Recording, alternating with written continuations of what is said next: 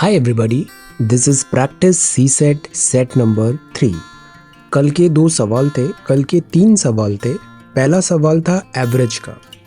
Average के सवालों में भी हमें जो ध्यान रखना है वो ये बात है कि जो भी थ्योरी लिखा है, जो भी इंग्लिश लिखा है यहाँ पे, उसको मैथ्स में कन्वर्ट करना चाहिए।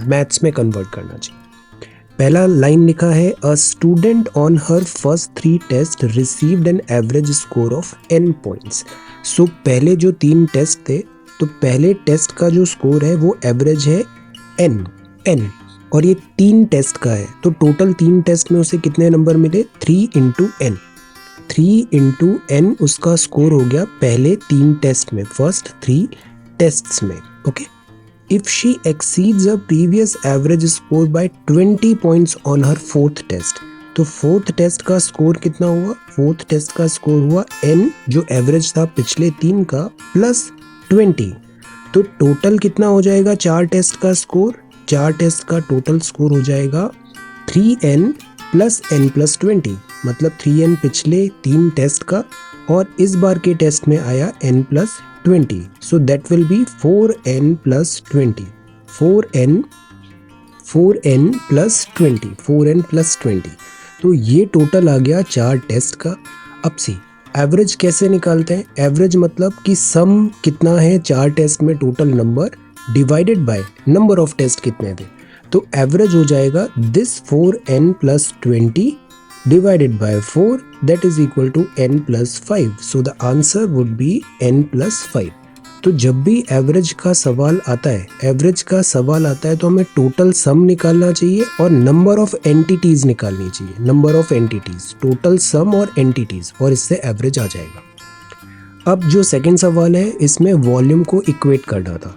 4000 का पॉपुलेशन है, पॉपुलेशन 4000 का है, और 150 लीटर वाटर पर हेड है, तो टोटल पानी कितना लगेगा? टोटल पानी 4000 का 150 लीटर पर हेड है, तो एक पर्सन को 150 लीटर चाहिए, तो 4000 पर्सन को कितना पानी चाहिए? तो टोटल W1 आ गया 4000 into 150, 4000 into 150, so that will B 60, 1 2 3 4 litre.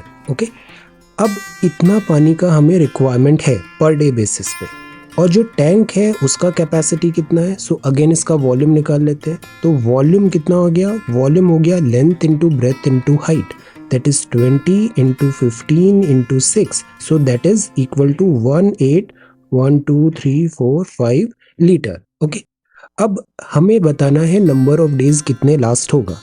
एक दिन में दिस मच ऑफ लीटर चाहिए, 600,000 लीटर चाहिए, तो टोटल हमारे पास इतना लीटर पानी है, एक दिन में इतना लग रहा है, तो इतना पानी खर्च होने में कितने दिन लगेंगे? So that will be W1 into days is equal to volume, तो D हो जाएगा volume upon W1, that is equal to 18 this upon 60, so that will be 3। So 3 दिन तक ये पानी हमारा चल जाएगा। ओके, तो जब भी वॉल्यूम का सवाल आता है हमेशा इक्वेट करना है, पर डे बेसिस में निकालिए, टोटल निकालिए, एंड देन इक्वेट कर दीजिए। अब जो थर्ड सवाल था, यहाँ था कि आप ऑफिसर इन चार्ज हैं, आप बेसिक मेडिकल फैसिलिटीज प्रोवाइड कर रहे हैं अर्थक्वेक अफेक्टेड एरिया में, और आप अपना बहुत अच्छा काम कर रहे हैं, फिर भी आप पे आरोप लग रहे हैं कि आपने वहाँ पे फंड्स का प्रॉपर यूटिलाइजेशन नहीं किया। अब देखो, एलिगेशंस के साथ बात ये होती है, आरोप मनगढ़ंत भी हो सकते हैं, आरोप गलत भी हो सकते हैं, कि कहाँ लिखा है कि जो भी आरोप लगाए गए हैं वो सही आरोप है। हो सकता है आपको आपका काम नहीं करने देने के लिए इस टाइप के एलिगेशंस लग रहे हैं, तो द पॉइंट इज आपको डरना नहीं है। Let an inquiry be set up to look into the matter. अब ये आपके ऊपर नहीं है कि आप इंक्वायरी सेटअप कराओगे, अगर सुपीरियर्स जो हैं आपके they want, then let them do it, but it will not be like कि आप डिमांड करो उसकी। Ask your senior to appoint some other person in your place, तो ये तो बताता है आप में एस्केपिस्ट टेंडेंसी है, आप डर के भाग रहे हो, तो no. Stop undertaking any initiative till the matter is resolve, ये भी आप बताता है कि थोड़े से अटैक में ही आप किंग कर्तव्य विमूढ़ हो गए, नो, दैट इज रॉन्ग, तो ये भी गलत। और जो इंक्वायरी है ये आपके हाथ में नहीं है, ये डिपार्टमेंट के हाथ में। आपके हाथ में है कि आप इन मैटर को जो आपके अकॉर्डिंगली फॉल्स है उस पर बिल्कुल ध्यान मत दो और आप अपना काम करते जाओ। The best answer should be C. अब आज के सवाल है, The houses of A and B face each other on a road going north-south. A being on the western side, A comes out of his house, turns left, travels 5 km, turns right, travels 5 km to the front of D's house. B goes exactly the same and reaches the front of C's house. In this context, which one of the following statement is correct? इससे बिल्कुल नहीं डरना है, हमें बस ये याद रखना है कि this is north, this is north, this is south, this is east and this is west. हम अगर लेफ्ट मुड़ेंगे, अगर हम इस डायरेक्शन में फेस करते हैं, खड़े हुए हैं, नॉर्थ को फेस कर रहे हैं, तो ये हो जाएगा लेफ्ट और ये हो जाएगा हमारा राइट। बस आप एक एक सेंटेंस को ऐसे ड्रॉ करो यहाँ पर और आप करेक्ट आंसर पे आ जाओगे।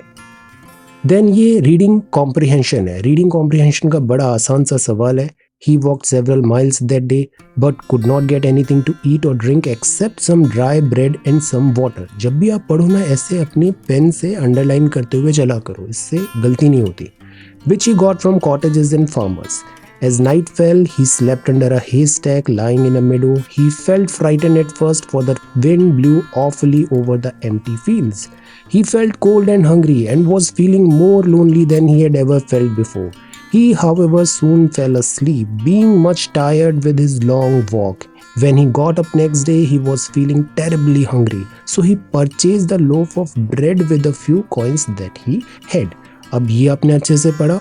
अब बताइए इसका क्या आंसर है, दिस आंसर क्या है और दिस तीसरे सवाल का आंसर क्या है।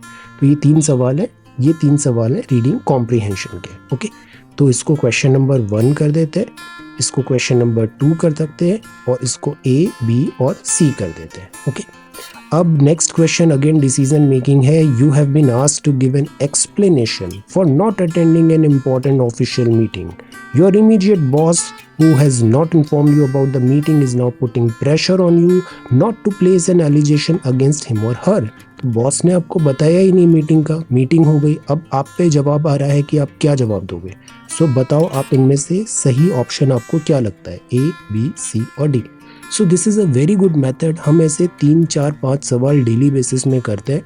एग्जाम अभी दूर है, आप डेली बेसिस पे ये सवाल करो, आपको सी सेट में मार्क माय वर्ड्स कोई डिफिकल्टी नहीं आनी है, आप कॉन्फिडेंट रहोगे सी सेट के प्रति। Okay, so these are today's questions. Alright, so thank you so much for watching this video. Take care, study well and be safe.